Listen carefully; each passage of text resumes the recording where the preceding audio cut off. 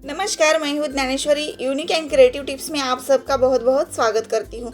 आज हम देखने वाले हैं बहुत सारे किचन टिप्स, क्लीनिंग की टिप्स और यूज़ आइडिया।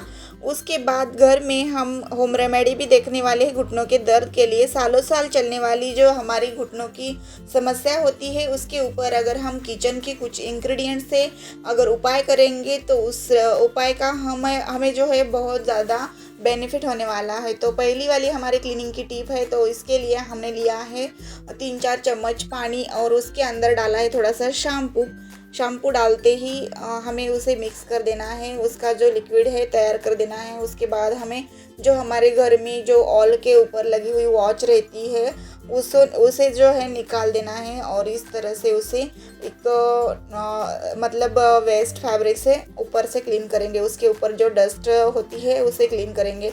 उसके बाद ईयरबड्स रहते हैं हमारे पास, इस तरह के कॉटन ईयरबड्स, तो उसी के हेल्प से इसकी डिज़ाइन जो है उसे क्लीन करने के लिए उसका यूज़ करेंगे, क्योंकि उसके अंदर जो है रुमाल नहीं जाएगा या फिर कोई भी फैब्रिक से क्लीनिंग कर रहे हैं आप तो उसके अंदर नहीं जाएगा। और उधर की जो डिज़ाइन है उसके अंदर जो डस्ट है वो डस्ट वैसी की वैसी रह जाएगी। सालों साल अगर इस तरह से ख़राब हो जाएगी हमारी वॉच, मतलब एक वॉच तो ख़राब होती ही जाएगी और इसकी लाइफ भी बहुत ज़्यादा कम होगी। अगर इसे ऑर्गेनाइज रखेंगे, ज़्यादा से ज़्यादा क्लीनिंग करके रखेंगे और टाइम पे, तो ज़्यादा से ज़्यादा दिनों तक ये ख़राब नहीं होगी। 10 साल पुरानी भी अगर वॉच है आपकी तो इस तरह से नई जैसी लगेगी। ये भी बहुत सालों पुरानी ये वॉच है, तो इस तरह से मैंने इसे अच्छे से रखा है इसलिए वो ख़राब भी नहीं हुई है।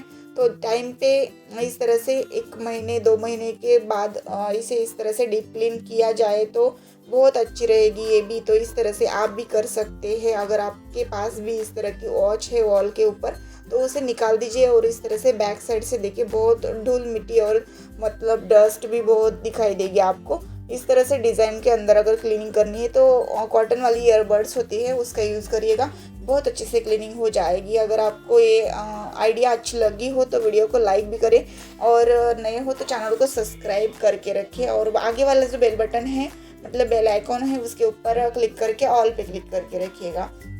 दूसरी वाली हमारी क्लीनिंग की आइडिया है, वो भी बहुत ज़्यादा यूज़फुल है बच्चों के लिए और हमारे हाउसवाइफ के लिए, क्योंकि बच्चों का ध्यान तो हम हाउसवाइफ ही रखते हैं। उनकी जो चीज़ें होती है ख़राब होती है तो हमें ही दूसरी लानी पड़ती है। उसके ऊपर हमारा अगर मनी ज़्यादा खर्च हो जाते हैं तो क्या होता है कि हमारा भी मनी का बहुत ज़्यादा नुकसान हो जाता है। इसीलिए मनी सेविंग करना है आपको। तो इस तरह से जो इस तरह की हमारी बच्चों की जो कंपास बॉक्स रहता है ना उसे इस तरह से क्लीन करना पड़ता है टाइम पे। तो इसके ऊपर बच्चे कुछ भी लिख देते हैं मार्कर पेन से, परमानेंट मार्कर पेन से अगर नेल पेंट भी लगा देते हैं तो उसे क्लीन करने के लिए घर में जो हमारा परफ्यूम रहता है, स्प्रे रहता है, डिओड्रेंट स्प्रे रहता है, कुछ भी रहता है तो उसे उठाइए और इस तरह से स्प्रे करिए, क्योंकि इसके अंदर जो है फ्लावर की खुशबू रहती है। फ्लावर का जो मतलब सेंट रहता है प्योर वाला वो भी रहता है और इसीलिए क्या होता है कि इसकी जो क्लीनिंग है बहुत अच्छे से होती है। अगर फ्लावर भी आप लेंगे तो फ्लावर से भी इसकी क्लीनिंग हो जाएगी। फ्लावर का जो रस होता है, जूस होता है ना, उसी से भी हमारी इसकी प्लास्टिक की क्लीनिंग हो जाएगी। तो इस तरह से कंपास बॉक्स मैंने अंदर से और बाहर से क्लीन कर दिया, बहुत अच्छे से नया वाला लग रहा है। उसके ऊपर कोई भी मार्किंग नहीं रही है, तो परमानेंट मार्कर से भी आपने लिखा है तो भी निकल जाएगा। और उसके बाद हमें हैंड में जो वॉच हम पहनते हैं उसके ऊपर लगा देनी है इस तरह से ट्रांसपेरेंट वाली टेप।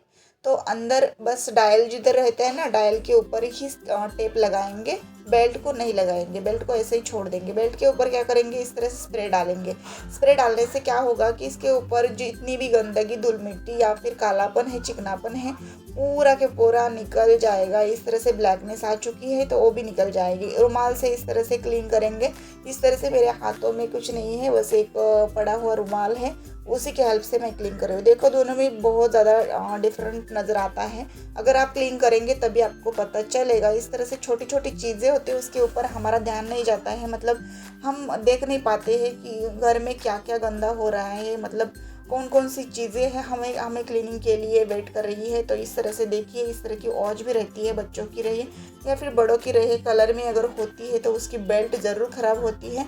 उसे क्लीन करने के लिए आप ज़रूर इस तरीके का एक बार इस्तेमाल करके देखिएगा, इसका बहुत ज़्यादा आपको बेनिफिट होगा। ये ट्रिक बहुत काम आने वाली है बच्चों के लिए तो मतलब हाउसवाइफ के लिए तो बच्चों की वॉच है तो कलर में रहती है, और लेडीज़ की भी बहुत सारी वॉच कलर के बेल्ट में रहती है, तो उसके बेल्ट इस तरह से आप क्लीन कर सकते हैं। क्योंकि ये बेल्ट जो होते हैं वो होते हैं रबर के, तो इसलिए इस तरह से क्लीन करने के लिए बहुत आसान तरीका है। अगर ये आगे वाली टिप आपको देखनी है तो देखिएगा इस तरह से, ये भी बहुत ज़्यादा काम की है।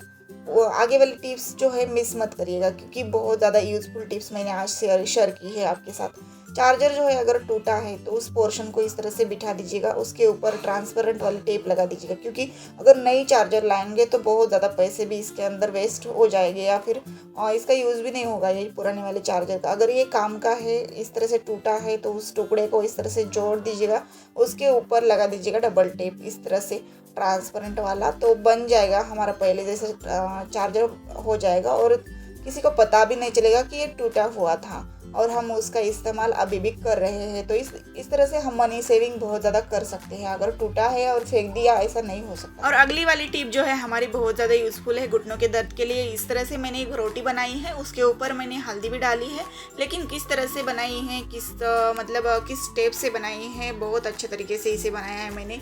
अगर इसे बनाने की तरीका आपको पता है तभी आप घुटनों का दर्द कम कर पाएंगे आपके, क्योंकि घुटनों का दर्द घर में किसी न किसी को होता ही है। इसीलिए इस ट्रिक को अगर आप एक बार देखेंगे तो बार बार आपको इसका जो बेनिफिट मिलने वाला है। तो 1-2 दिन भी आप इस उपाय ट्राई करेंगे तो क्या होगा कि आपके घुटनों का दर्द जो है गायब हो जाएगा। आपको पता भी नहीं चलेगा कि घुटनों का दर्द कहाँ गया है। इतने सालों से घुटनों में दर्द था वो पूरा के पूरा निकल जाएगा। कैसे बनाते हैं इस रोटी को वो भी दिखाएंगे हम। और रोटी से क्या करेंगे, जब तक गर्म है ज़्यादा तब तक हल्के हल्के हाथों से इसे घुटनों को सेक देंगे, और उसके बाद जब हम हाथ लगा पाएंगे उस रोटी को, तो रोटी इस तरह से घुटनों के ऊपर रखेंगे और एक दुपट्टे से उसे बांध लेंगे। कोई भी रुमाल हो, दुपट्टा हो, तो उसी से उसे बांध लेना। उसके बाद क्या होगा कि हमारा जो रोटी के अंदर हीट है घुटनों में जाएगा, और इसके अंदर रोटी के अंदर हमने ये ऑयल भी डाला है। ये ऑयल है सरसों का। तो इस तरह से हाथों से छोटी रोटी बनानी है। थोड़ी सी जाड़ वाली ही बनाते हैं हम रोटी बनाते वक्त। क्या करते हैं, चपाती जैसी बहुत ज़्यादा पतली वाली नहीं बनानी, थोड़ी सी जाड़ वाली रखनी है।